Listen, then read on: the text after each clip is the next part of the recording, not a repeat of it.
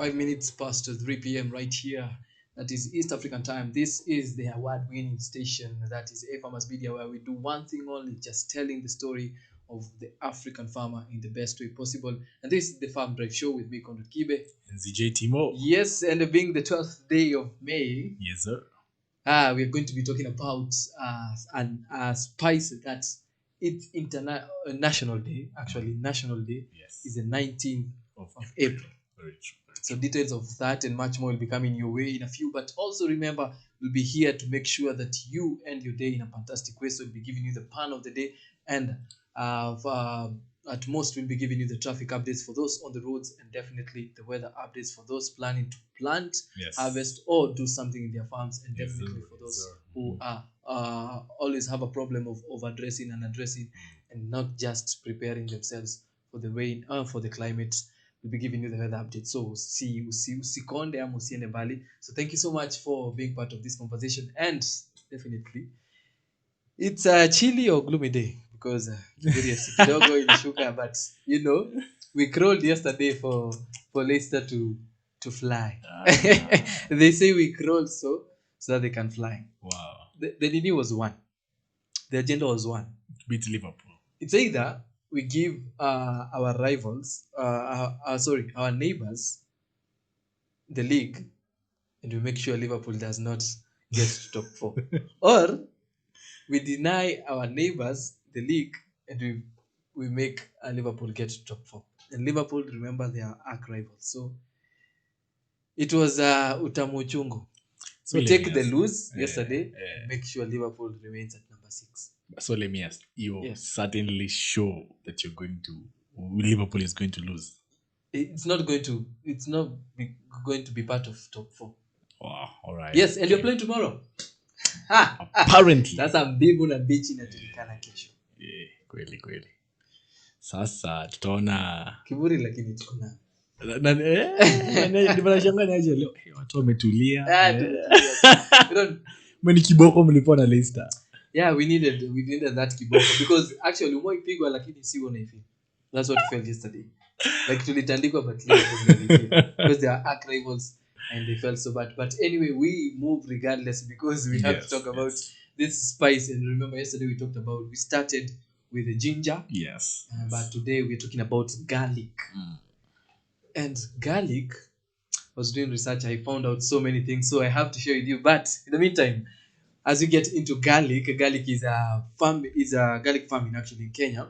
Is a profitable venture that you should actually know. Don't Yes. just see garlic in the markets and you just think, oh, sijui inatoka wapi. Just know it's a very profitable venture Yes. when done correctly. And that's why we're talking about things that you need to understand, or the necessities that you need to know before you Yes, venture yes. into this kind of To farming. garlic So farm. because it's only profitable when you do it correctly, and it's popularly known as kitunguu saumu. Wanasema ni kitunguu saumu. Yeah. So it belongs to the onion family, and it's highly valuable Yes. in the horticulture plant, owing to its attractive returns and high demand Yes. in the Kenyan market. Everyone wants to use garlic.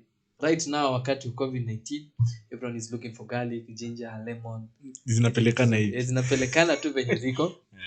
And so, but why would the people demand garlic despite it's the pungent smell? You know, inakuwa na harufu fulani, very funny. And so people use garlic as an ingredient in the preparation of special cuisines. I don't know why people have cuisines. Cuisines ni tu chakula ya kurepresent mbogi ya mtaa. Una- Kwenu cuisine. unaharibu. Just a special word, just feel special. Like a cuisine. Not only in Kenya but also in abroad, especially Wow, for okay, the true, French true. people, and also people the Spanish, the Italians, you know, and the Mexican. In their recipes. Kutengeneza Cuisine iko na garlic. na filet mignon. Oh, okay. What's that? I don't know. It's just a good name. It sounds Una good. sound ni kama umesoma. Hakuna kitu. You know, as such, it's both locally, as I Yes. said, and internationally. There's high demand both locally and internationally. Yes. And in addition to the economic value, garlic offers various medical properties. So if you're there, you're thinking about what can I do? Jana niliambiwa ginger kidogo tricky. Today you have another chance to think about what you can venture into we're talking about garlic. Yes. Yeah, so if you can vumilia that pungent smell, I think you are good to go. So probably you're there thinking, sasa hapa watu COVID-19 watakula garlic hadi watashangaa. Yeah, you can start this. Yeah. But some fun facts before we get into the serious business about garlic. Yes. Some fun facts about garlic. China produces the most garlic. I am not surprised. Same. And garlic is native to Central Asia. Asian spices. Wanapelekana hivi. There's a family there, and long popped up in also in Europe, European and African cooking. And finally, we are somewhere in the map, you know. So they are talking about ginger starting from Asia. Sisi tuliipata tu. So finally, we are part of it. We are part of it. But it's in China that currently holds the record of most garlic grown. And according to a study in 2012, shown that China grows 2/3 of the world's garlic production. So this is about 46 billion pounds per year annually. That's like 9 years ago. A study was done there. So you can imagine right now, it's almost 100 billion pounds of garlic. We consume that much garlic. Imagine if you're talking about the French, Italians, Spanish, wiko kwa cuisines zao, then you now count Africa. Mali unapata homa, wekewa ginger. Unaenda kwa COVID-19, weka ginger. Nipe dawa. Wachana na hiyo dawa, inanipea PTSD. That's dawa. The one who came up with that business. Okay. You need some faith. Your payment inafaa kuwa tu juu. The second one, average consumption of garlic is believed to weigh at around 2 pounds per person. Wow. That's if you turn it into 2 kgs. Times or divide by 1.1. Divide by 1. Divide or multiply? No, pounds. Divide by 1.2. Probably almost 0.9 kg. Yeah, it's almost a kg. 1 kg. It's almost a kg. So even with just 1 kg, as we've talked about, that means roughly 3 or 2 cloves per person per year. Wow. And as each clove typically weighs about 3 grams. Wow, I hear. Yeah. So that's how much we actually consume garlic worldwide. I guess that's why the supply is almost right now to 100 billion pounds. Kila mahali. That's why it's locally and international. Yes, I hear. Also, the third one, garlic's health benefits include ability to reduce cholesterol. Yes. Watu ambao wanaogopa mafuta. Hapa ni unakula nyama choma mingi lakini unaweka garlic kidogo. Yeah. The best way to release the health happy power of garlic is to cut it. Yes. Right? Wacha kuiku. By the way, I've ever seen someone who just cooks garlic venye iko tu. Anaitoa maganda alafu anaweka kwa chakula. I will not be surprised if that person is anyway. From Central. Which then turns garlic, the compounds into that are in garlic now to become medicinal. Allicin and antibiotics and antifungal that is believed to reduce bad cholesterol and inhibits enzymes from growing in liver cells. Wow. So where uko na shida ya mafuta, you're thinking you have quote unquote bad cholesterol, garlic is a solution for you. Yeah, those are some of the fun facts that you probably didn't know. Ulikuwa tunajua garlic ni dawa ya homa, garlic inaongeza sijui ladha kwa chakula. Now you have another one, reduces cholesterol. Wow, true. And then you're talking about garlic contains tons of vitamins, minerals, antioxidants that are good for you, right? Yes. So the bulbs are packed with potassium, iron, calcium, magnesium, manganese, zinc, and vitamin C. Wow. All that in garlic. Ako kanatoshana hivi. Kabal kadogo tu. Yes, ako kabal. Kwa hivyo unaweza kula kama balance diet. Ugali na garlic. Unagusia kidogo anyway. Why would you have ugali and garlic? Hiyo chakula itakuwa sema unakatakata ama si unagusia. Lakini mboga una point. Una point picha ya mboga ama picha ya watu wenye non cholesterol na point. Also the fifth fun fact about garlic. Yes. Garlic use as a health and dates back into ancient history. Mhm. So we're talking about it. It's believed that King Pharaoh Yes. plied their pyramids builders with garlic for strength, and ancient Egyptian medical documents, the Ebers, papyrus, and counts standing 22 different medical uses for this plant. Wow. 22 medical uses for garlic. Garlic also pops up in the text from Virgil, Pliny the Elder, all which detail its various uses and share a lot about the magical plant. So Wow. it was given to wale zile pyramids za wapi za Egypt, Za kujenga hizo hizo mapyramids. mapyramids. So walikuwa nakula garlic. Ugali na garlic. Ugali. Sinakwambia. So ukikula ugali na garlic utatengeneza pyramids. Si labda na tuseme tuassume kama Egypt kuna Waluya, ingekuwa Okay. ugali, garlic na mrenda. So ukikula ugali na garlic unajenga nchi. Kama walijenga Na unajenga mwili. Hizo deni zote tunazijenga. Like tunajijenga sisi wenyewe. Yeah. Tunajengana na tunajenga. Tunajengana sisi wote. So probably it's a thing, yeah? We can try ugali na garlic. Probably that's why the demand has gone up. You never know. And also, the other one is despite its Asian origin, Yes. its name is derived from Anglo-Saxon speech. What? Yeah, a combination of two Anglo-Saxon words, that is gar, G-A-R, Yes. which means spear, and lac, which means plant. It's believed to be the source of plant's name, specifically in reference to the shape of its leaves. Yeah. Spear. Oh. Looks like a spear. Spear plant. Yeah. So Anglo-Saxon. So watu wana consume garlic then wanafaa kuwa na think ahead. Wanafaa kuwa na spearhead. Wana spearhead compositions zote when you have in them. Wana spearhead inchi. So tukipatia during elections you can give your leaders some garlic to spearhead. Or probably the IBC unawapatia na spearhead elections. Wanafaa kupewa garlic sahi. Wache hii ni kizungumkuti mingi. Yeah, wache maneno mingi. They spearhead towards the right direction. Yes. They take the country towards the right direction. Yes. So garlic is derived from Anglo-Saxon speech. Wow. If you didn't know, now you know. Garlic real health benefits are probably the reason for one of its most prevalent myths. That is, garlic has long been recognized as wonderful health aid before writers, that is the writer called Bram Stoker, introduced the concept of the vampire. A beast repelled by garlic to the public with his 1897 novel called Dracula. Watu wamewatch movie, watu wamesoma Dracula.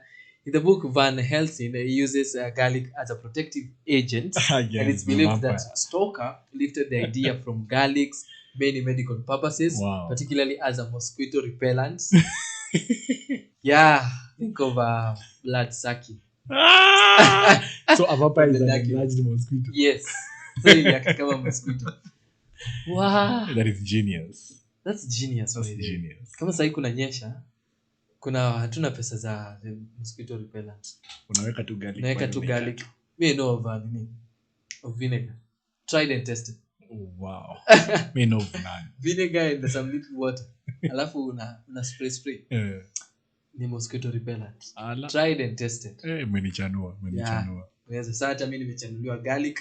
So kama uko na shida ya mosquito na una mkuchu ya kununua mosquito repellent, try garlic. Then you tell us what will happen next. Yes. Probably it will work. This one was so fascinating for me. You can use garlic to make glue.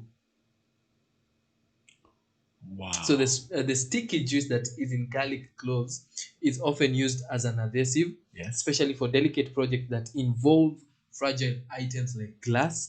You just need to crush the cloves to get the sticky stuff, which, despite its smell, works surprisingly well as bonding agent for smaller jobs. I wish I knew this when I was small. Nikivunja glass za mamangu, ningekuwa mbali sana. Ningekuwa nimesafisha rada, lakini vyombo zake zote zingekuwa zinanuka garlic hadi glass.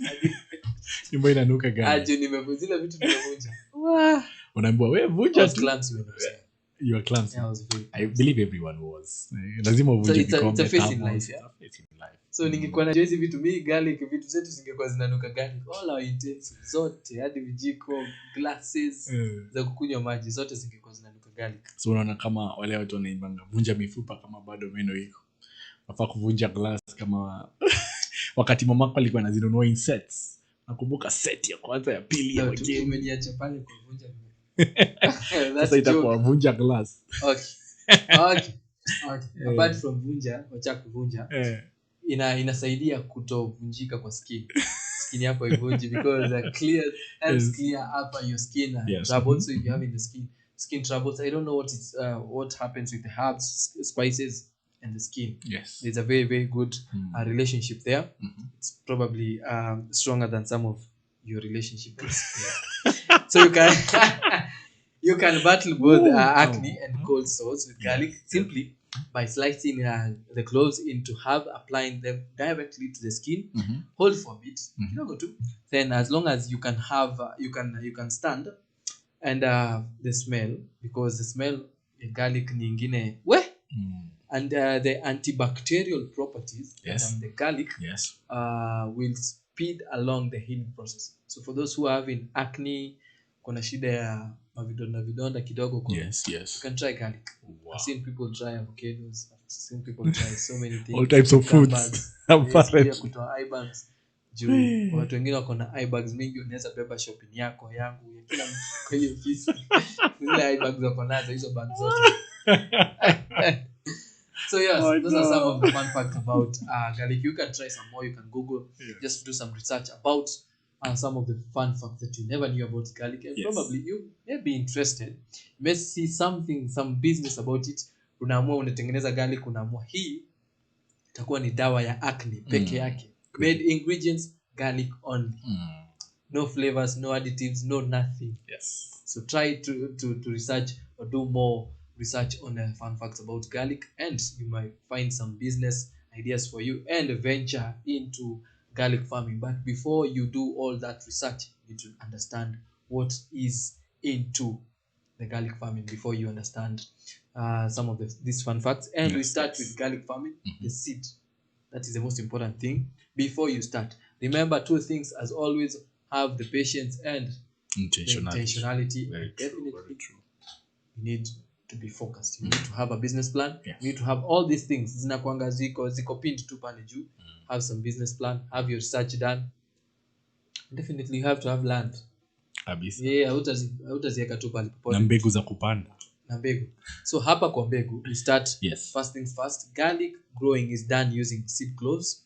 And so hence, as an aspiring garlic grower, you who is aspiring, you who tried garlic but you failed terribly, this is your second chance. Everyone, opportunities don't knock twice at one man's door, but this one is just a miracle plant. It's called a miracle plant. So it's knocking twice at your door. So if you have ever tried garlic, ukaanguka, ukainua miguu juu, ukasema mimi garlic hata kwa chakula sitaki kuona tena, just think again. If you think about it, then you can try it, because you didn't have this knowledge. So you must procure certified garlic seeds that have fully matured cloves and are free from any diseases. So such seeds can be bought from a gardener center or approved seed company. We have so many, but because they have not hawajatoa mukuchu ya kuadvertise, you just Google them. We cannot say them here. Just do some research, get to know which are the most or the best approved seed company. Wakitoa pesa tutakuwa tunawapatia hapa advice, tutawapatia advert kali sana, but for now can't give them free advice advertisement. So you just do your research, get to understand which are the best approved seed companies that you can get garlic which are free from diseases. Another thing I think is people need to know that the seed for garlic is actually the plant itself. You ndio unaipanda. So the go out of options, unaenda kwa market unanunua. I think my director can try and find some seed plant ama seed for garlic. Try kuweka picha, then you'll tell us when you find it. And when selecting the best seed clove, go for the largest, as they will yield better crops as compared to the small ones. Wow. Hiyo ni advice niwaibia siri tu kidogo.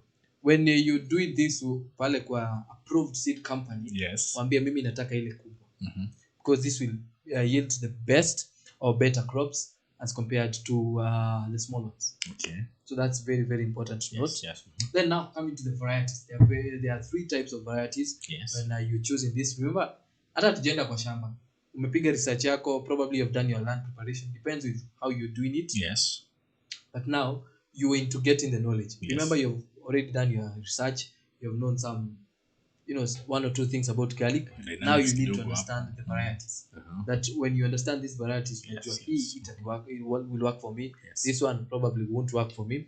So there are 3 main types of varieties that will do well in Kenya, especially. That includes the soft neck, hard neck, and what we call the elephant garlic. And so for the soft neck, this is most popular and characterized by a white pepper light skin. Yes. With a very strong taste. Yes. And a pungent smell. That is what we have. That is, I think it's common. I think Nigeria, yes. Yeah, and it's one of the easiest varieties to grow.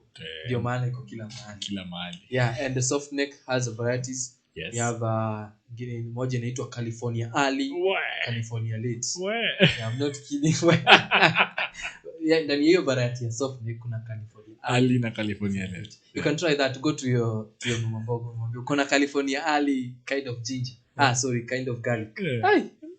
Akwambia mambo ya California. Wewe California sasa ni gani? Mimi niko na ginger, But don't try that. Don't try to, But it's good basic knowledge, yeah. Hiyo unaweza kuja maboys huko mtaani kama kuna academia, una try your eye on someone, as you cook, mwambie by the way, I'm cooking some California. Yeah, you can use California Early kind of ginger, kind of garlic. I don't know why I'm saying ginger, probably because you did it yesterday. Yeah. A California Early kind of garlic. Yes. Way unatia tu mistari. It's part of, kurusha mbegu. Yeah, kurusha. Kurusha mbegu pia unarusha mistari. I got you. I see you. You're learning from the master. Yes. The second one, the second variety. Remember now, this California Early and California Late. Those are types of soft neck variety. Yes. Right? There are 3 types of varieties: the soft neck, hard neck, and elephant. But this California Early and Late part of the soft neck variety of garlic. Yes. Now we are into the second one, that is hard neck. Right? Yes. Hard neck characterizes tan and purple markings. Right? Yes. It's a variety that produces bigger and fewer cloves. Yes. On each hand, on each head, Yes. However, the hard neck does not store well for longer durations like this case of soft neck. Okay. Hard neck has varieties like Roger and German Extra Hearty. Wow. So ukisikia German Extra Hearty. So what we get to understand with the hard neck, as you can see on your screens, those are some of the garlic seeds. Yes. Unaona zingine ni bigi, zingine ni ndogo. But as you have said, unaendea gani? Zile kubwa. You go for the big ones. Yes. Yeah, ukienda pale kwa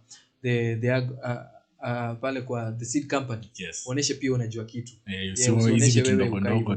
Can see zingine zinakaa dark purple. All those colors, yeah. Those are some of the seeds. Those are actually the seeds. Yes. Then unaweka pale, it's the plant itself, yeah. Yes. As you have said. So go for the big one. Go for the zile zinakaa zimeshona. Hizo zitakupatia bigger and better yields. Yeah, asante sana. Those are some of the seeds or the garlic seeds, as you can see on your screen. Yes. And so we're talking about the soft neck. We've seen the hard neck, and some of the hard neck seeds or varieties, you've seen them.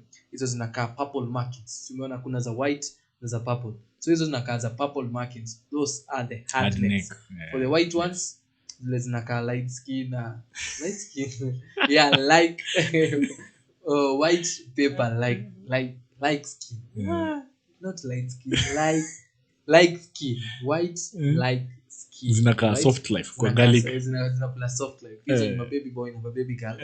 Hizo sasa ndio ziko easily available, and that's what you can see as you saw on your screen. Yes. Those are the white ones. But those ones umeona ziko na purple markings, and they are a bit purple.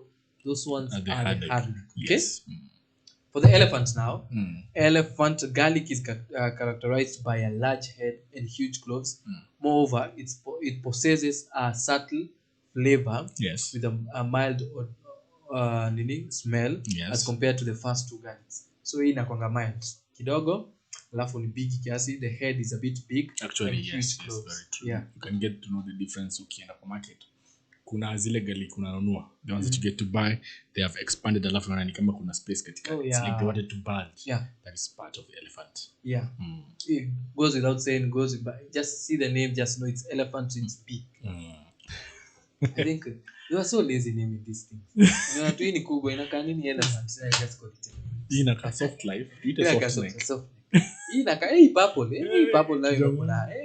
Imekula ngumu, tuite tu hard neck.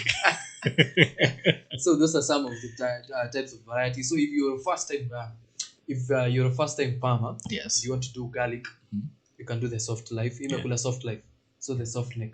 Hiyo ni baby boy na baby girl. Yeah. Imekula soft life kidogo, haitakangi maneno mingi, and that's what you see in your farms. Yes. Yeah, very very easy to grow, easy to actually just maintain, yes, and is easily found in the markets. So just try the soft neck.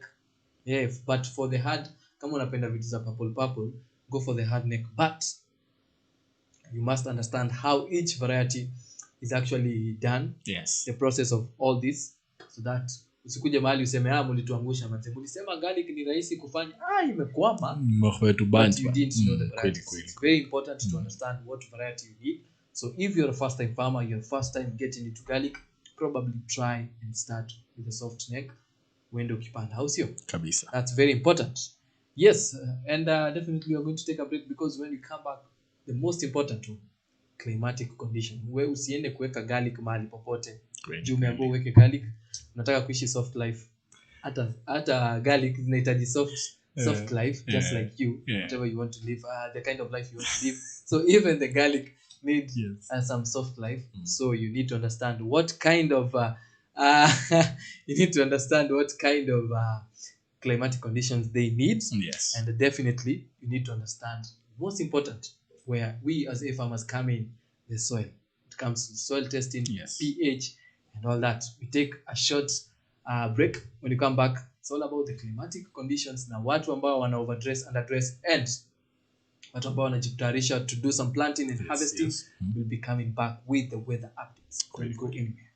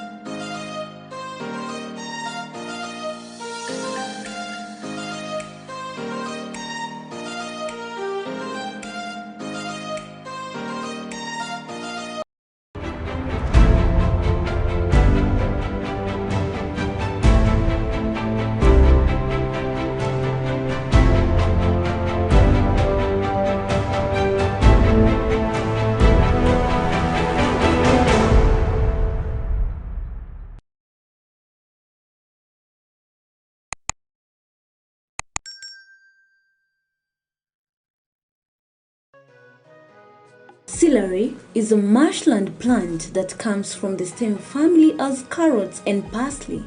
It has long, firm and pale green fibrous stalks and grows in bunches of approximately 8 to 10 centimeters. The stalks taper into leaves at the top. When planting celery, it's best to ensure that the soil is enriched with compost and with a soil pH of between 5.8 to 6.8. It is also important for celery to grow in moisture-retentive soil. Lastly but not the least, select a site that receives full and direct sunlight. Celery needs about 130 to 140 days to mature between seedling and harvest. Growing celery is generally considered to be an ultimate vegetable gardening challenge. It's easy to grow, but has very specific needs.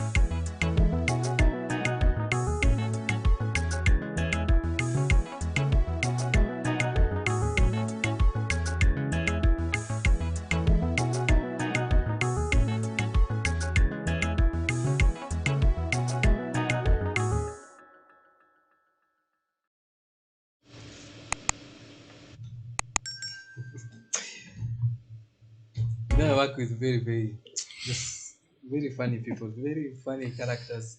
That they just make this production amazing. Atibampa running to where? But anyway, it's 20 minutes to 4 p.m. right here on the award-winning station that is a Farmers Media, where we're always about one thing only, telling the story of an African farmer the best way possible. And this is the Farm Drive Show with me, Conrad Kibe. And ZJT Mo. Yes, na kwenye harakati za Kiburi FC, we are talking about garlic. You know, when you talk about Kiburi FC, nakuanga tu na ile smell. You know, but ours is just some good smell. But for garlic has some pungent smell. I think your smell is like, but let me actually singililia. No, ours is just an infectious smell. Ni kama perfume ya watu fulani. Unasikia tu perfume unasikia hii. Hapana, ile perfume ya watu fulani na kuchunanga mapua. Haiwezi. You know something that is so nice hadi unasikia jealous hauna. Ninyi ni sawa, tunapatana. Yesterday Manchester City won the cup, yeah? Yes. But they celebrated for less than 15 minutes. Hao watu they have 13 fans. Hawezi toshea hadi kwa mat. That 15 minutes the excitement was over. So there was no ni venye ni mature. They are very mature. No, there's nothing mature about winning. Celebrate it. That champagne. So unafanya kwa free sana. Anakuanga hey mate, let's go mate. Let's go. Let's go out to where? If you won, you won. I know the Lord will come one day when Kiburi FC will win the Premier League. It will be a public holiday. And definitely, it's always. I think people who love garlic should actually get into and say, you know what, we want a public holiday for the 19th of April because that is the national day for garlic. So if you're a garlic lover, yes, you can petition that because we want a holiday because April no comment but Easter Fool's Day. Yeah, when is that? Fool's Day is a holiday. It's a national holiday, but you don't get to sleep. You get to go to work. We can petition. Probably as Africans or probably as Kenyans, you can say, garlic day can it becomes a holiday. At least we can rest and have some garlic. But anyway, it's good to know that on the 19th of April, every 19th of April, it's a garlic national day. It's good to know that. Very true. So for those who are there wondering, sasa nipande, niweke mbegu, nitoe, nivune, nifanye nini, transport ikoaje sasa, nitafanya nini, nivae jacket, nivae trench coat. Yes. Don't worry. Nakushanua. Nashangaa kesho ni TBT, should I try and wear like former Thursday ama whether itakuaje ama iko the same. Don't worry, but Nairobi kama kawaida hakuna nyesha because tomorrow ile mvua itaanguka huko itakuwa kubwa because tomorrow actually it will not be that big but it will be raining tomorrow in Nairobi. Yes. The temperatures will be 18 degrees. For Mombasa, you people, I don't understand you guys, it will be a bit cloudy with the sun with the temperatures of 26 degrees. For Nakuru, mvua inaanguka huko hadi yani mvua itakuwa kubwa pale. So if you're a farmer in Nakuru, probably this is your time because there'll be a lot of rainfall tomorrow. Temperatures being 16 degrees. Watu alterate, watu ambio kesho hakuna kukimbia because you'll not be running in the rain. Temperatures will be 15 degrees and heavy downpour. For watu wa Kisumu, kesho labda mnaweza kosa kupata samaki huko chini, but we wish you all the best because pale mvua itakuwa ni kubwa. Watu wa Kisumu, the temperatures being as low as 19 degrees. Yes. Watu wa dheka pale mananasi, kama unajipanga kutengeneza mananasi zako, unaweza zitoa before tomorrow because kama unaweza kutoa na mvua, kesho itakuwa ni kubwa with 18 degrees as the lowest temperatures. Watu wengine ambao watu wa catchment, umebarikiwa. The last 2 weeks we've been having mvua kubwa. Kakamega is known for what? Kakamega, Ingoho, maize. Kakamega, yes, bullfighting. So if you planning to have an event tomorrow for bullfighting, tafadhali just postpone it because kesho mvua itakuwa ni kubwa. Temperatures being as low as 18 degrees. Yes. Watu wetu wa Nyeri, kesho mnaweza relax because it will be a bit chilly but not raining, just a bit cloudy, gloomy. It's a TBT, so I'm sorry about that. So temperatures being low as 15 degrees, a bit gloomy but cold yenye itakuwa huko itakuwa imewatanduka.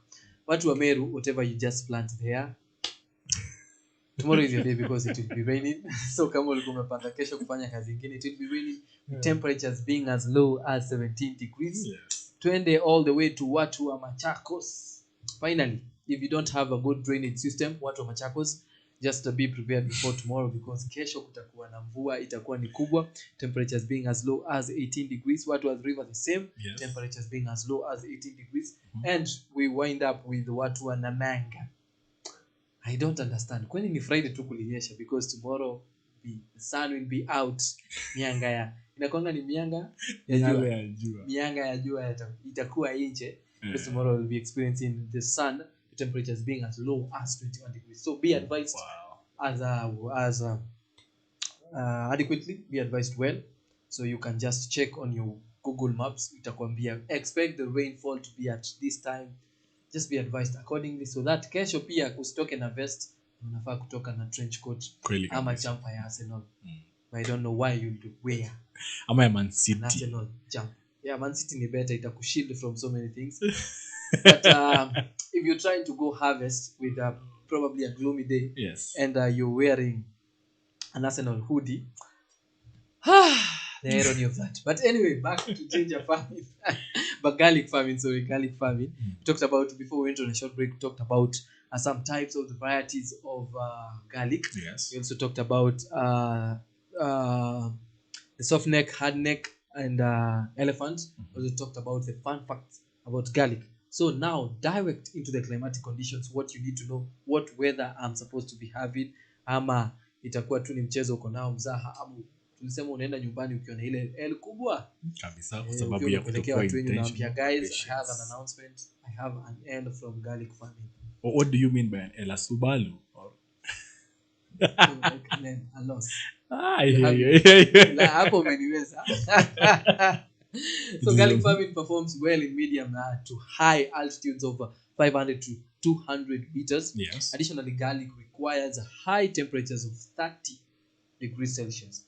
So pia kama uko pale, we are ranging between 12, we'll be giving you the ideal one. Yes. Just hold up for a moment, to aid in proper bulb development. Yes. So you require as high as 30 degrees Celsius. So however, during these preliminary stages, yes, cooler temperatures are preferred as the assistant as they assist in vegetable growth needed for plant establishment. Yes. So basically, for this reason, the ideal temperature, this is the ideal, right? Temperature, yes.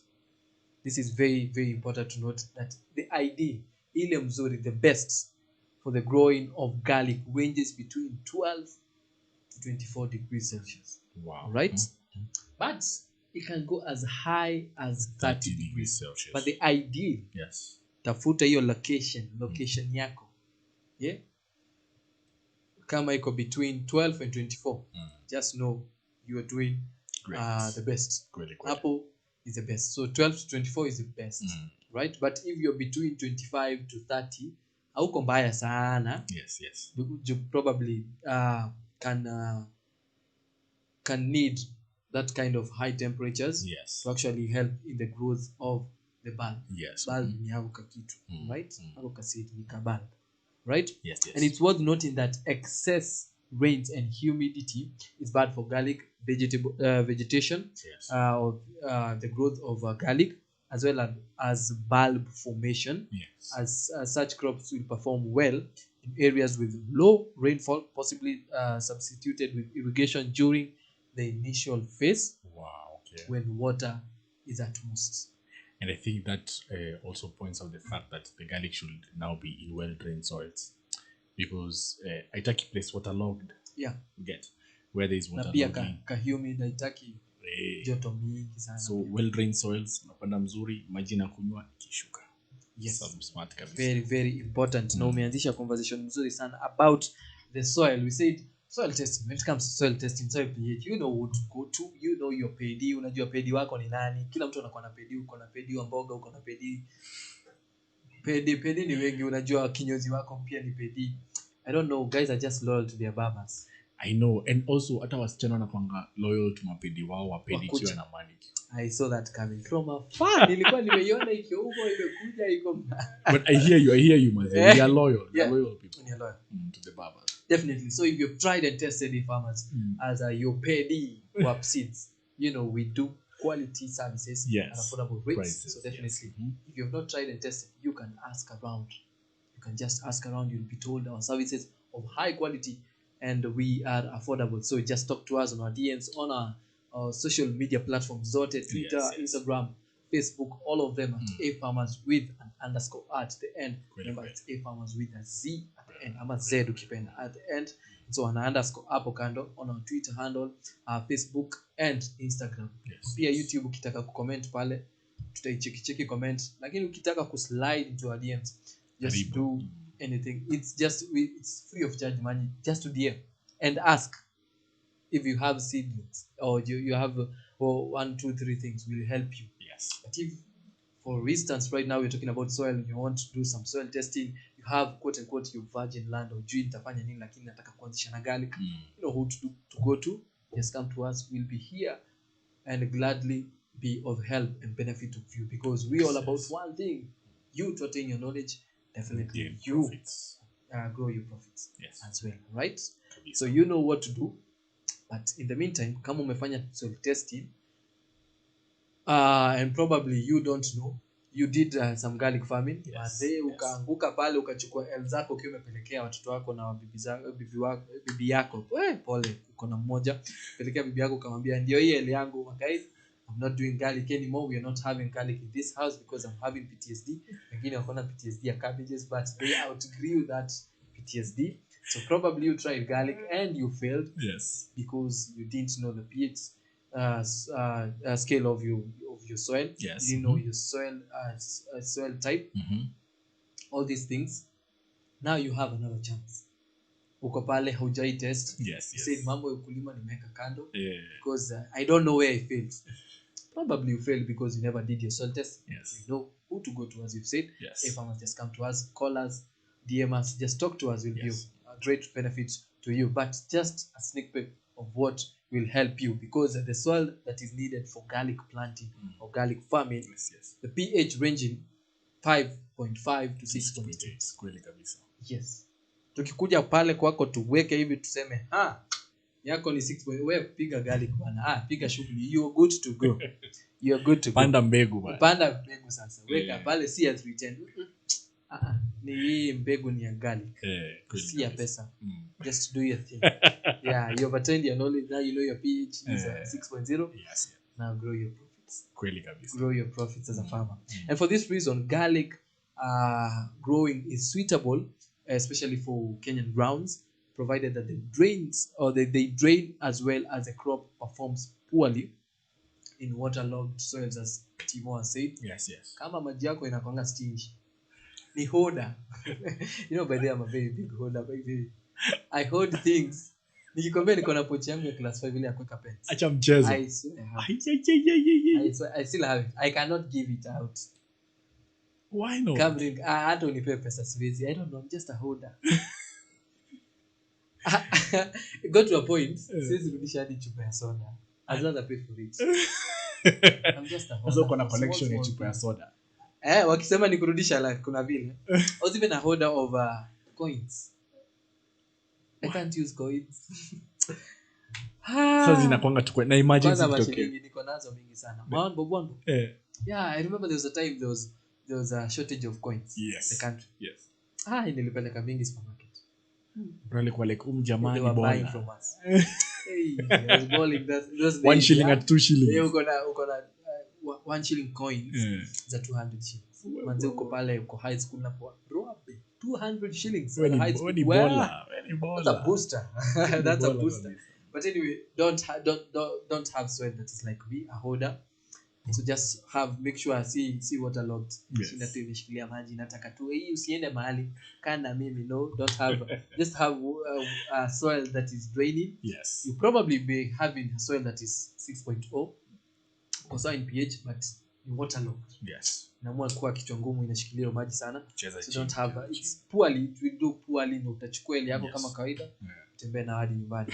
So farmers, they should avoid garlic growing in clay soils. Definitely. As much as possible. Unasikia, as much as possible. Avoid. Kama uko na clay, wacha. Wewe, you can start some other business with your clay soil. Tengeneza zile or you probably start ufanye molding. Ufanye molding or something else. So as much as possible, as it hinders the enlargement of the bulb. So don't try. And also ni waterlogged. Inapenda ni clay soil ni hoarder. Itaki kuachilia maji. Kuna attachment issues. Furthermore, you need to ensure that the soil is well prepared with loss and air depth Yes. of up to 6.8 inches and needs to be dry and without any rocky and plant debris, right? Wow. Okay. Yeah. Mambo ya rocks, mambo ya plants that unwanted plants need just avoid. So I think it's good to, while you're preparing your land, Yeah. and you've done a soil testing, pH testing, and all, it's good you plow back and forth. Your Venye tulisema jana. your And ginger. all this you have to be there. I'll keep on emphasizing this. Very Wacha kuambia tractor mtu wa tractor akuje saa moja and you arrive there at 12 like the big boss you are. Rough. Unaanza kula Utakula L yako, in fact hata utatumia fare. That L unachomoka nao unaenda mtaa. hiyo L itakupea lift. Itakupea lift. Itakupea lift hadi kwako. True. The irony of the L giving you the lift to your home. Really ironical. Unaitumia kama mafuta unaenda nayo hadi home. So don't be that person. Yes. Just make sure you're there to see how the plowing is done, to see Yes, how yes, even yes. they're preparing the land. It's very, very important. Very important. Just like ginger. No difference when it comes to land preparation, right? Yes. Also, kuibia siri tu kidogo. To ensure maximum yield, Yes. mix the soil with organic manure before plowing, as this will facilitate improved bulb formation. Yes. And so actual planting and spacing of garlic is not so hard, right? Yes. The spacing, it's probably more or less like a ginger. Yes. You only need to select the best cloves, separate them with a spacing of 30 centimeters between the rows, Yes. 15 or 6 inches from each plant. Talked about ginger being 40 to 50%. Easy mbaya sana, it's just 30 centimeters, right? Yes. But the most important thing we've talked there is about if you want to have optimum yield or maximum yield, talking about mixing the soil Yes. with organic manure, as you said yesterday. Yes. Na mix tu hiyo mchanga. Unajua Timo alituambia manure hainanga inaitwaje?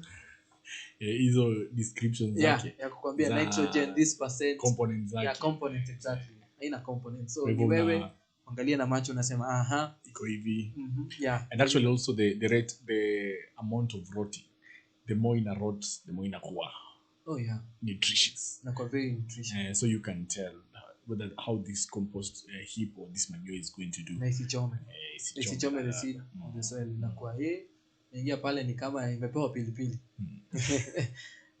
So you can dig or create trenches that are 25 centimeters deep. Yes. This is when you're just doing the sowing. So single garlic with its own root down. Yes. And if it points facing up the hole. Root iko hapa. Niweka ikiangalia juu. After doing this, cover the clove with loose and airy soil. Unajua mchanga iko na Ndio maana hiyo ku blow back and forth. Yeah. Inafanya hiyo nini ina dual drain. Hata actually I'd advise people, especially if you're doing ginger, garlic and easy spices, do raised beds. always. Because raising beds now allows proper air circulation, poor and drainage of water and storage of water. Drainage of water iko balanced. Yeah. Very important. So you need to blow like not just once. Unaenda unapiga hizo like zinakuanga very mayo mchanga. Unazipiga hadi zinaenda tu kimix.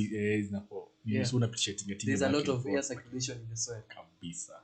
Na kwa tu iko sawa. Acha tu kupiga once, tractor inapita once. Ati inatumia mafuta mingi. You save on cost. Cheap is expensive. You save on the cost and everything. But you need to invest. If you want some high yields, some good yields, some quality yields, just need to invest. Kabisa. Hey. Unakuwa tu na mtu, unakwambia you must be there. Atakwambia ukipiga la pingine haitaweza. Be there, tell them. Try. Be a risk taker. Have your calculated risks. Sema haikweni iko nini. Let's try. As long as there's circulation of air, you're good to go. Yes. And so you can repeat the process until the seeds have planted 6 inch apart from each other. Ensure the next 2 rows of seeds it's like 2 feet or 60 centimeters apart from one another. The water the rows slightly and stop when the soil surface is slightly damp. Yes. To avoid overwatering. Right? Yes. Mambo ya kuoverwater hapo sasa ndio tunaangukanga sana.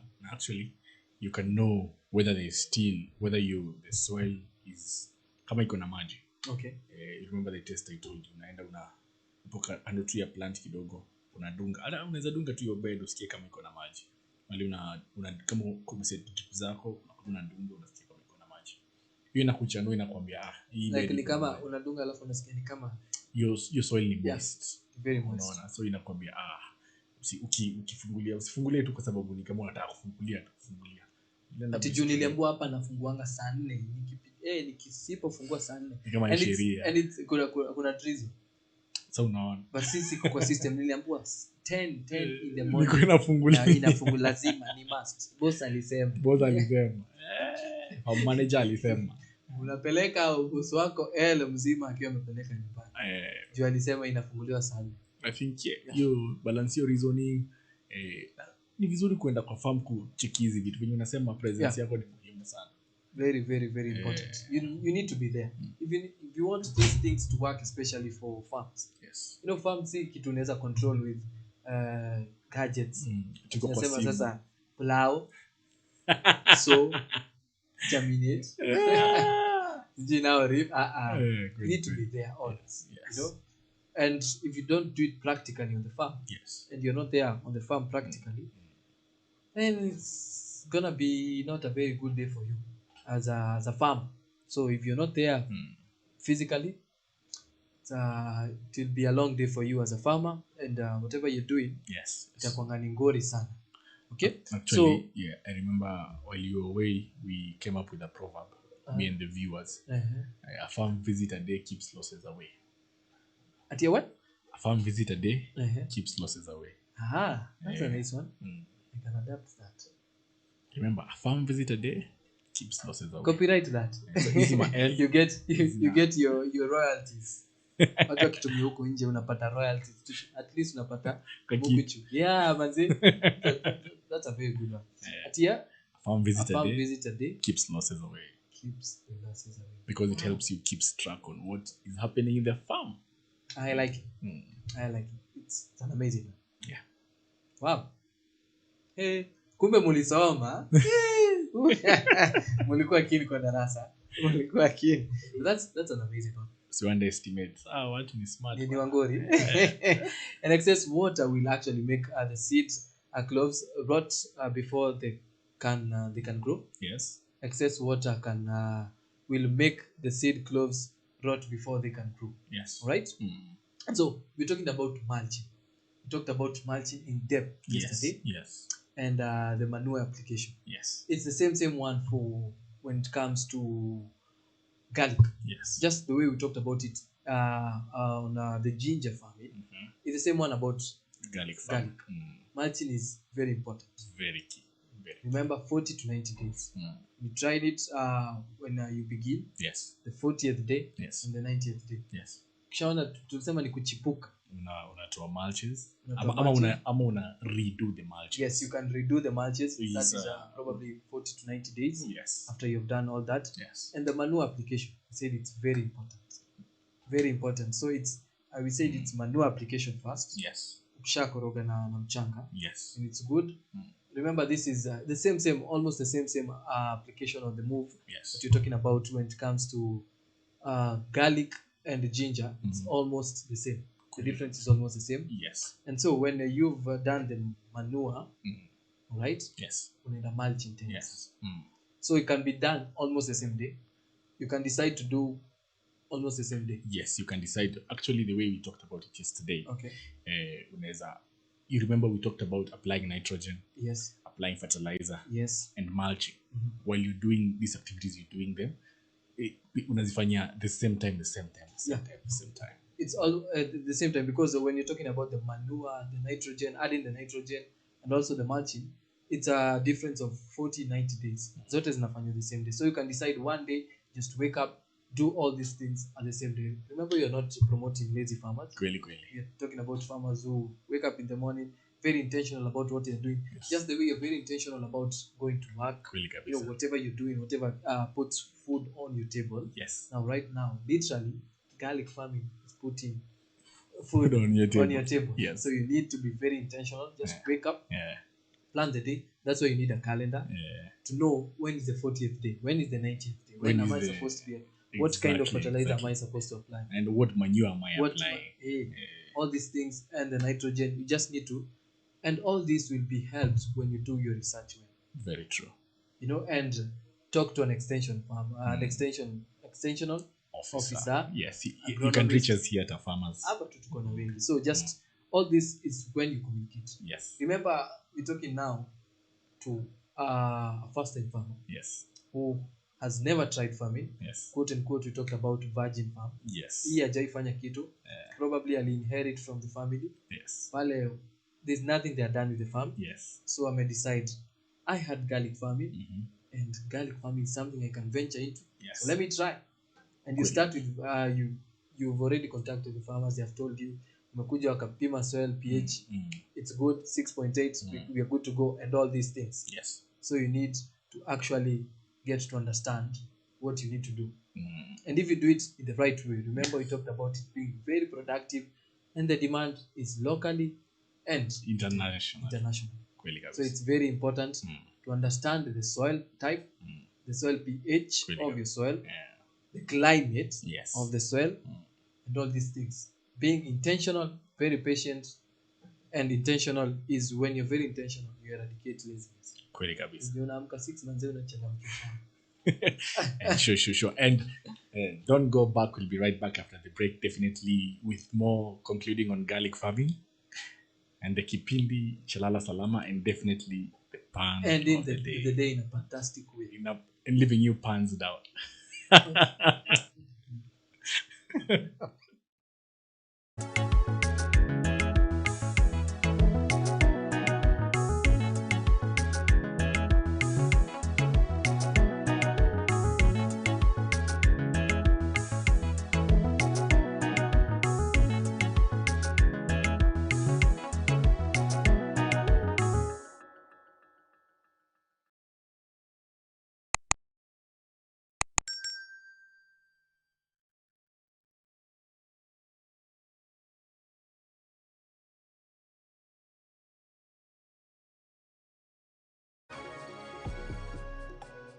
Melon is a trailing vine in the gourd family. The word melon can refer to either the plant or specifically to the fruit. Watermelon is a type of melon that is sweet and refreshing fruit.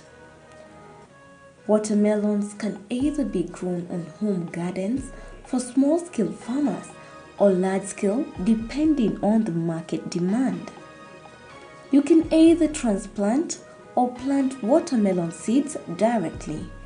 For best performance, plant watermelons in hot, sunny locations with loose, fertile, well-drained soil that is rich in organic matter. It is best to plant watermelons on raised rows and ensure that the soil pH is between 6.0 to 6.8. On average, it takes around 3 months for a watermelon to grow from seed to mature fruit, with smaller varieties having shorter growing times than larger varieties of watermelon. Watermelon growing, if done rationally and on a scalable basis, can be a good source of income.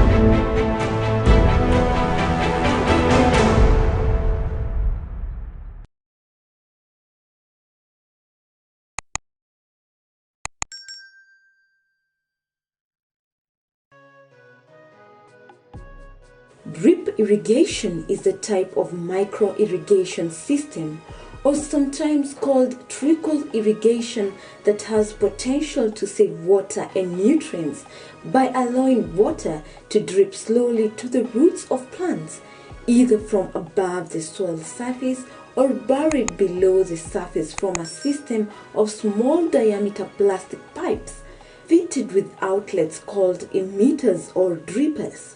The emitters slowly drip water into the soil at the root zone, therefore moisture levels are kept at optimum range thus improving plant productivity. You can grow different crops using drip irrigation, be it tomatoes, spinach, skuma wiki, beetroots, celery, and many more crops will thrive using drip irrigation method. Drip irrigation is especially beneficial as it provides better plant health, less waste, reduced risk of diseases, money saving, weed control, and saves time. Drip irrigation is the most efficient water and nutrient delivery system for growing crops.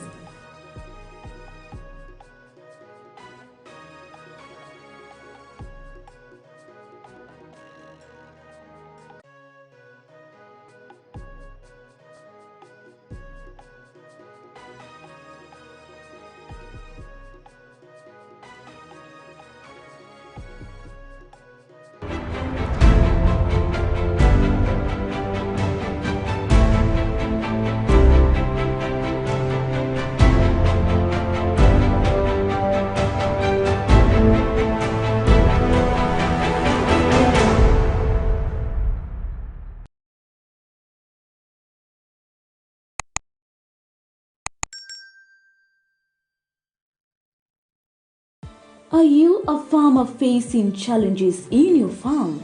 Pests, diseases, or even unsatisfactory produce? Worry no more. The solution is here. Join us every Tuesday on Diagnostic Tuesday, where we talk about various issues affecting agriculture and interacting with experts with knowledge in different sectors of agriculture to provide you with appropriate solutions, giving hope to farmers to attain better yields, to achieve financial success and development. Our farmers attain knowledge and grow profits.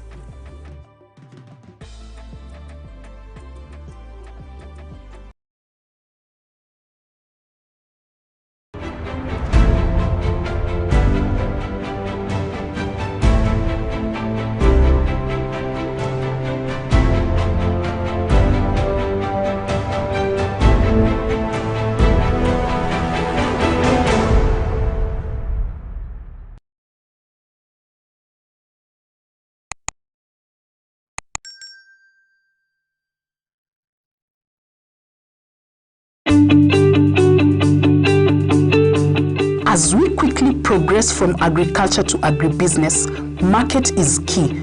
Join us every Wednesday as we bring to you Market Watch, a show that covers candid discussions regarding the state of the market. Tune in and let's turn our farms into businesses.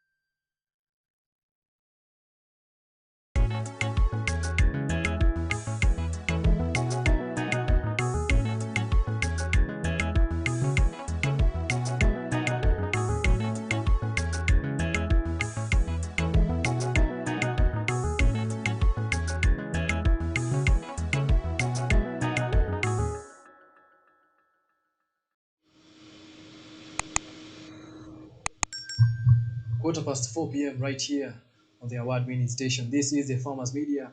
We're always about one thing only, telling the story of an African farmer. This is the Farm Life Show with me, Conrad Kibe. And we are about to end the day in a fantastic way. And right about now, it's the most interesting segment on this show. And you're talking about the pan of the day. And up on your screen, the pan of the day today, talking about all about milk and cows. And what do you call a cow that fails to give milk? What do you call a cow that fails to give milk? Definitely we'll call it an udder failure. Hiyo ni adari. No. Don't ruin my pan. it's just okay the way it is. Okay. All right. Definitely always keep it right here on the Farm Drive Show. We'll always be giving you the puns or pun of the day that is all about the farm animals, farm products, and anything to do with agriculture. All here, right? Every time when we are about to conclude the show. So that's the pun of the day. What do you call a cow that fails to give milk? It's called anaitwa an udder failure. Alright? Inakosa tu kupeana maziwa, so imefail kwa hiyo mtihani ya kupeana maziwa. And so today we are talking about a very interesting type of spice. Yes. That's its national day is on the 19th of April. Yes. And I don't know whether we should petition it to be a holiday, because people are actually, there's a high demand of garlic locally and also internationally. Yes. But also, as you're celebrating that day, it's good to know how we are supposed to be doing or be planting garlic. Yes. And all the processes that are involved in terms of preparation of land, yes. Watering, yes. The climatic conditions that are necessary to be adhered to, and definitely doing the soil testing and knowing the pH yes. value of your soil. All this, all the way to tulisema inaitwa mkia jana. That is the harvesting and the storage process yes. of the garlic. There's no much difference when it comes to garlic and ginger. Just the differences are almost the same. Yes. So you just need to know if this one will work, probably might work. Also in garlic. Yes. Yesterday we talked about ginger working in a clay loam kind of soil. Yes. But the key bit was drainage. Yes. The same case applies to garlic. Yes. They need well-drained soils that are not hoarders. They just drain the soil. Yes. Or the water very, very well. Yes. They're not logging zinashikilia tu maji for a very long time. Yes. Just want well-drained soil. And also we've talked about the temperatures being the ideal ones. Yeah, we talked about the temperatures being 12 to 24 degrees Celsius. But don't worry, if you are in a location where you're having temperatures being along 25 to 30, it's okay. But the best 12 to 24. For 25 to 30, just need to play with your water a bit. Kidogo. Needs a lot of watering, but don't overwater. Especially for those in 12 to 24. We've said if you have a schedule of opening your drips at 8 a.m. Then it's drizzling. You just need to apply a bit of common sense. Yeah? Yes. Tell you this one, if we do this, it will overwater. So you just need to just be observant, be there when it comes to preparation of land, plowing. You do it as many times as possible so that there's circulation of air in the soil. So that's unaweza fanya you planting, and before you come to the harvesting. Yes. This is something that most garlic farmers fight. That is the disease control. Yes. And if you don't do the disease control, you, as always, you take your L, inakuwa ni fea yako hadi nyumbani. So to avoid that, to avoid having, remember you've said the best one is taking the large one. Yes. Because the seed is the same plant. Yes. So you've already chosen the best seed. Yes. A large one. You've done your preparation of land. Yes. Everything you've done according to what the extension farmer or extension service officer from A Farmers told you. You followed all the adhered, whatever is supposed to be done. Yes. And now it's all back to you. How are you gonna do it? Are you practically there? You said a visit. A farm visit a day keeps the losses away. Yes. Are you there to control your diseases? That is the most important question. Don't be that farmer who calls to. You're just there, you have a farm 100 kilometers away. You don't go there, you don't have, it's small, quote unquote, digital farming, but you are not there, you don't even have a farm manager. Or probably the farm manager who is there, there's no difference kati yake na yako. Difference soon you are not there because they don't do anything in that farm. So don't be that farm. Yes. Because if you don't do that, the plants, I know they are living, but they won't control themselves. So you need to control the diseases. And among the field management practices that you need to actually involve yourself, or as you're doing a farm, garlic farming in the country or wherever you're doing it from, weed management is the most common, as they have been removed, as they have to be removed to to prevent competition of nutrients, Yes. light, and water. Remember, also weeds are just plants; they are just unwanted. Very true. So if you actually condone the weeds to be around your garlic, Yes. you'll be competing for the nutrients, Yes. light, and water. And actually, one thing, actually, on the weeding, mulching prevents weeding.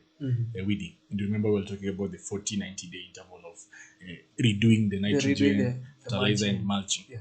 So you do as you redo your mulching, kuna tweets to go na kwa mmea. You go and pluck them out, then you do your mulching again. It really saves you a lot. So if now you see mulching also need a lot of practicality. Yes. You being in the farm. Very true. Very true. So if you have a farm manager, probably you're being a lazy a lazy farmer. You're not doing all these, Yes. and at the same time you're not doing the control of the weeds. Very true. Then your yields will take the big shape of an L. So you avoid that, because if you actually condone the weeds in your farm, you talked about having to compete for nutrients, light, and water, right? Yes. And one way, apart from mulching, the other way of suppressing the growth of weeds when growing garlic is practicing crop rotation, which is very key, not just in garlic, but any other crop, Yes. where you plant new garlic seeds Yes. in areas they have stayed long Yes. without garlic, Wow. or onion planting. Wow. It's the same family. So if you had your garlic here, Yes.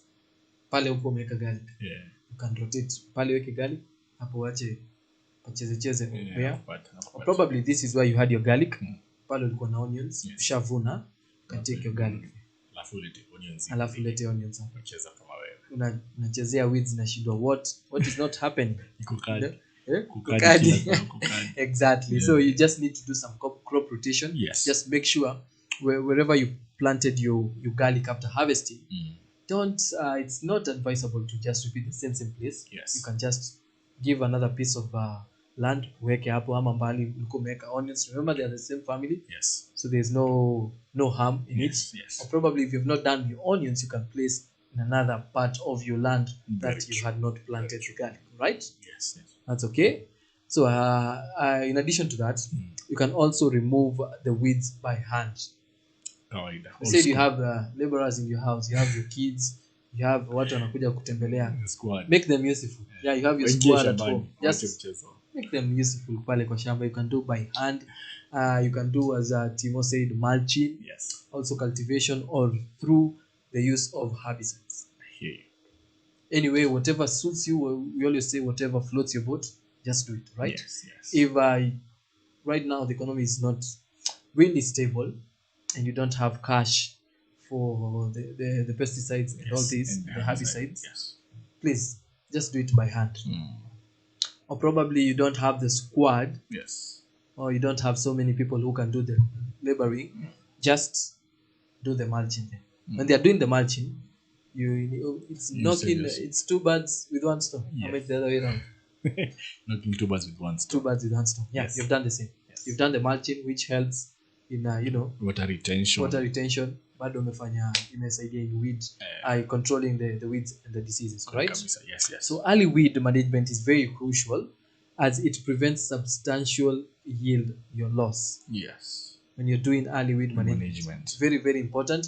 That's why I'm saying don't create your L very, very early Yes. when you've not done your weed management. So it's very key to do your weed management Yes. very early. Yes. Ukicheza pale na mulching and everything, just make sure as you're doing your manure, as you're doing your fertilizer, as you're doing all these things, Yes. mulching, make sure you also get to have the weed management still that process. Yes, and I think the onions, the family of onions, saumu, ginger, you need to be keen with the weeds because they choke out the plants really easily. Very fast. That's why we talked about onions having 2 to 3 weeding sessions after you've done mulching still. And for kitunguu saumu, now we're talking about very keen in weeding sessions. You see now it's 40, 90 days. Yes. And keen. you've done at the start. So it's Yeah. almost thrice. Yes. The first time, the 40th day, and the 90th day. Yeah. Yes. So you have to be really on your toes. That's why we say a farm visit a day keeps losses away. Very, very true. So you see, you've done your soil testing. You've already known what kind of climate conditions that are best or suitable for your garlic. You've also known some of the fun facts that you should probably just know as general knowledge, and you can decide to do business. Yes. Nasema nimejua garlic treats the skin, so you come up with something that can help those with acne. All these things you've already set in place. Yes. You've already prepared your land. You've done all these things. Yes. You've done weed management. Yes. And all these things you've done the watering. Yes. Kazi umepiga ikapangwa. Yote 9 la 10 sasa pale ambapo kuna mkia. It's the harvesting. The harvesting and the storage. You may be that good farmer who is very disciplined, very intentional when it comes to farming and everything. Yes. And when it comes to harvesting and storage, that's where you draw the line, a very thick one.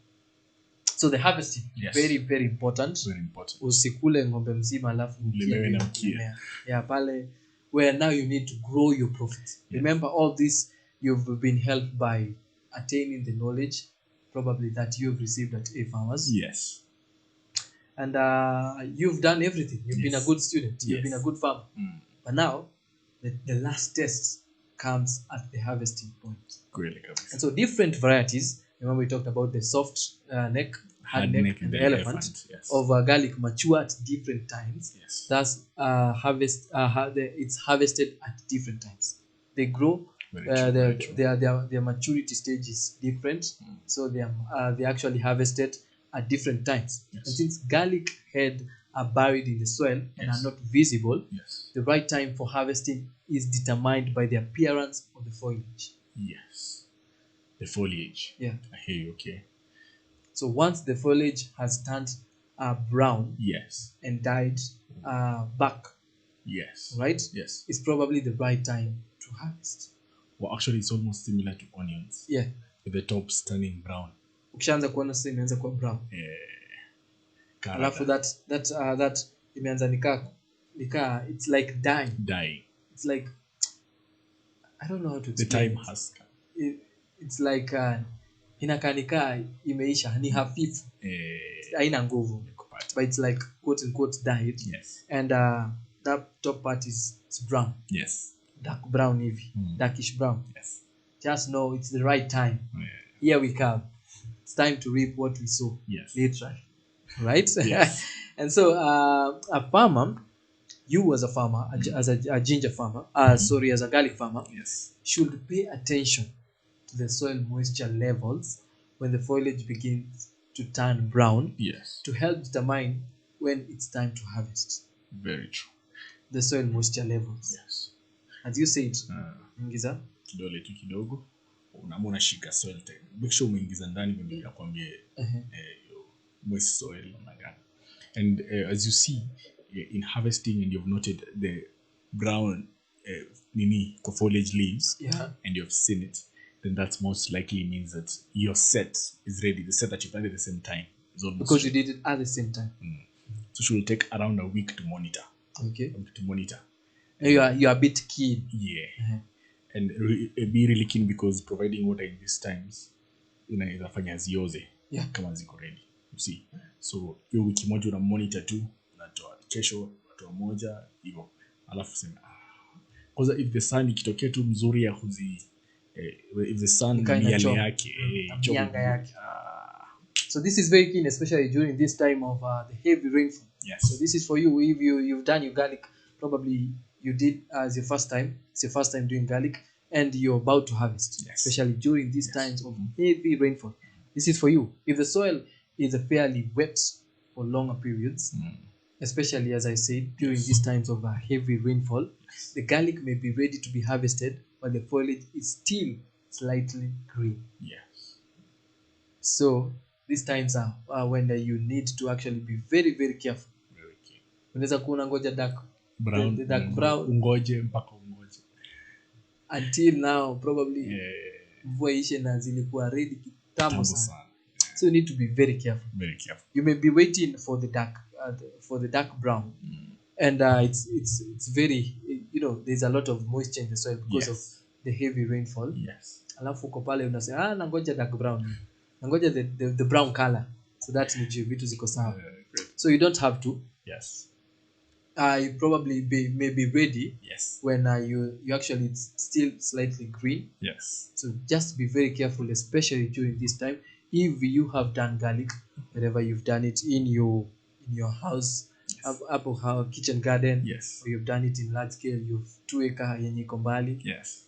whatever you or wherever you've done it, sorry, just be very keen during this heavy rainfall season, so that you're not there just looking for the dark brown color. Just be very ready. Just be there, as we said, be there practically. Yes. Be very intentional so that you know. Unajua kuna watu wanapanda alafu wanasahau we had garlic. Nilikuwa na Hizo zimeiva sahi. hizo zinafaa kuwa zimetoka. Bado ziko green slightly. Zipatie zikuwe brown. So just be very careful when you are doing this, especially during these times of heavy rainfall. Yes. And so when harvesting, care should be taken not to damage the bulbs or scrap them, as they may lead to rotting and lead to poor yields. Very true. So you don't have to have quote unquote pooper when you're doing this. Yes. Just be patient, Patience. just enjoy the process. Yes. Yeah. Usitoe tu na haraka. This is probably where you need, even if you need help or assistance, Yes. you need actually to help them understand. Unaweza kumeita mtu ako na experience ya kukua kwa shamba ya mavuno, Yes. but they have never done garlic. Yes. Akuje teke. Anakuja tu anazichukua, Uharibu mambo bana. then most of the bulbs they are damaged, zinavunjika zingine. So by the time you do, probably you have a large market. It's international, and when you're doing your exportation, Yes. they have a lot of standards Kwanza with the products. with their products. I saw we were in Namanga last weekend. Yes. And when we were there, they were doing French beans for exportation. Yes. And even the French beans should be straight. Sile walikuwa naziita za C. Some zingine zinaka C. Yes. They're not supposed to be that. They're supposed to be straight. Wow. And even the measurement, how they measure the kgs, they even take caution of kg hiyo nini amebeba. Itwaje? Crate. They minus crate, and the crate is 2 kgs. I just learned that day. Yes. Kg crate inakuanga ni 2 kg. Yes. And so now from the 2 kgs plus what you get or what you get total, Yes. subtotal, Yes. you minus the 2 kg for the crate. To get the total for Yes, the hata vile French wanazipanga. It's very systematic, and I was wondering, I've never seen such French beans. So you understand, when you're having the harvesting of your garlic, beans. Yes. you need to be very keen, Very keen. especially for those who are doing exportation. Yes. You Standard yako of the ni product iko lazima mbali. ikuwe juu kabisa. Just very very very careful.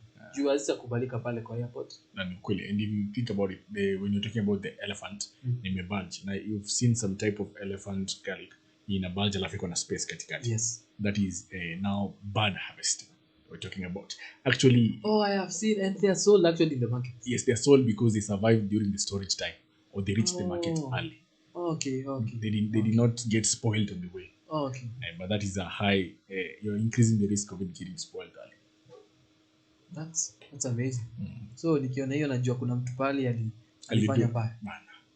So as we wind up, garlic should be stored at relative humidity and at room temperature to prevent rotting and sprouting. Yes. And also, proper cured garlic may last for probably 6 to 12 months Yes. if stored in optimum conditions away from moisture. Yes. Some of the things that you need to do, na utakuwa umemaliza ng'ombe yako mzima full, and you have your tail. If you want to make soup with it, it's all up to you to grow your profits, because you have attained your knowledge. You've done all this process. Due diligence is done as you're doing all this. It comes to garlic. Remember, every farmer has challenges, and as a garlic farmer, they have challenges. And the biggest challenge that they face is the high cost of farm inputs such as the pesticides, insecticides, fertilizers, all this. And also we're talking about diseases like worms, leaf miners, rust, thrips. These are the main challenges. This is one of the main challenges of garlic farmers in the country. So you know the gap, you have identified the gap, because when you talk about challenges, you've identified the gap. This is where they go wrong, and this is what I'm supposed to do right. When you understand the challenges, Yes. you start looking in the right direction. Really. Understand it? Yes. Kosawa. So when you come back, it's all about those on the roads. Remember, yesterday was just another day. I hope today will be a different day, but we need to understand because it's a bit wet. We are having heavy downpour over the rainfall. Yes. We need to be very careful on the road. So when you come back, it's all about the traffic updates and winding up the show.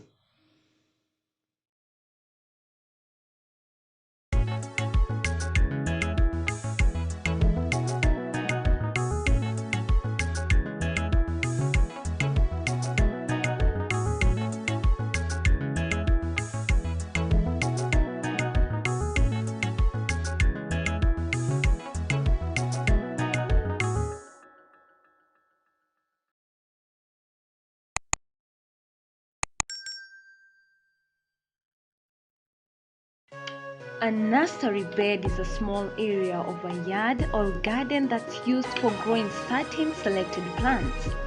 The goal of a nursery bed is to grow young plants to a certain size at which they can be easily transplanted. A nursery bed can also be used to evaluate plants to see if they are worthy of planting in the larger garden, to observe their growth, habit, and color, or watch them for pests and diseases. A nursery bed is especially helpful for vegetable gardeners practicing succession in planting, in which a steady supply of fresh produce is maintained.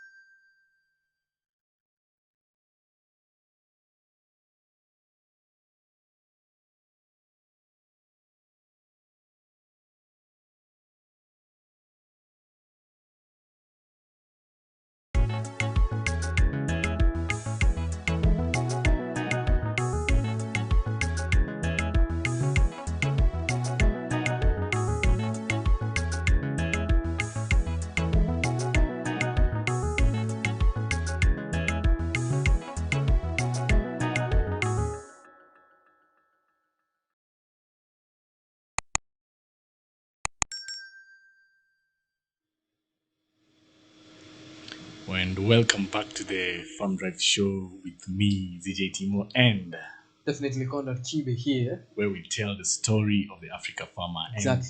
And it's good to say it's award winning. We got an award. And this is an award winning station. You know what I'm Definitely. saying?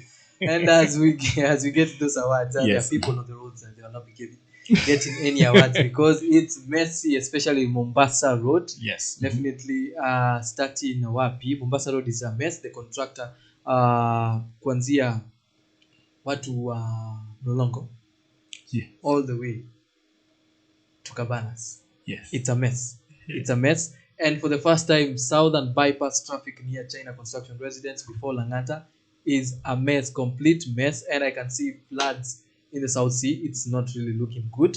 Wow. And definitely we also seeing one who is saying if you're going to succeed, if you're going to be succeeding in one thing in life, let it be avoiding Mombasa Road. So you've had, if you can avoid Mombasa Road as much as possible in your life, please, just this one day, avoid, because I can see a mess and heavy traffic on the southern bypass just after Olesureni towards Kikuyu. So if you, for the first time, if you want to use southern bypass, if you can avoid that today, and also ile jam eco bypass before Langata, where I believe that is also just near the Timol roundabout, hapo ukipanda Langata, it's also not looking really okay. And also they are talking about not just the roads, the Syokimau trains, they are very full. So if you're planning to use the Syokimau trains, this is not the day to do that. And also they are talking about the traffic is bumper to bumper, exit Mombasa Road near Wilson, all the way in Ashuka hadi pale Timol. So if you're using all those roads, remember to be very careful of these roads, especially during these times where the rainfall is inaanguka tu venye nataka Nairobi, and we have a lot of construction going. Remember the expressway inapanda hadi huko hadi Wayaki Way. So if you're using all these roads, be very sure. If you cannot avoid them, it's just hard to avoid all these roads. Just make sure you're careful. Let's drive. Let's not be greedy. Let's not be selfish on these roads. It's two-way traffic, you know. Tunapishana, kila mtu anaenda njia zake. There are those who are going to work for night shift. There are those who are going home after a long day of work. So let's be very cautious. Let's be very kind to one another on these roads. Ndio tunahitajiana kesho. Osia. Kabisa. Kila mtu anatafuta unga. Osia. Sawa. Tukafungia basi. Thank you. Thank you so much for tuning into the Farm Drive. Remember, as Conrad always says, give flowers to your friends when they can smell them. True. Not to lay them on their grave when they are gone. To be able to appreciate one another. Thank you so much for tuning into the Farm Drive. Once again, it's been me, ZJ Mo. And I, Conrad Kibe. And definitely, if you're like John Charlo and you need to get some garlic seeds, definitely we have written the contact that you need to actually get. The number is on our comment section. And for those who cannot see our comment section, for those on YouTube, our number is 0700 288 185. One more time, our number is 0700 288 185. You can contact that and someone will be at the end of that call to help you get the garlic seeds, and you'll be here because you have attained your knowledge. When you get the seeds, it's time to grow your profits. Thank you so much for being part of this conversation. Thank you so much for all those who have been watching on our live stream page, on our Facebook page, that is A Farmers with a Z at the end, and definitely on our YouTube page at A Farmers Media Kenya. Thank you. We always do this because of you. And if you have not followed our page, please do so. If you've not subscribed, hadi ukacheza na hiyo subscription button hadi kafed, please do so. We'll actually enjoy that because we need to increase our numbers on our Facebook page and also on our YouTube page. Remember, tomorrow I'll be needing you right here at 3 p.m. So be kind to one another, stay safe, stay warm. Inshallah.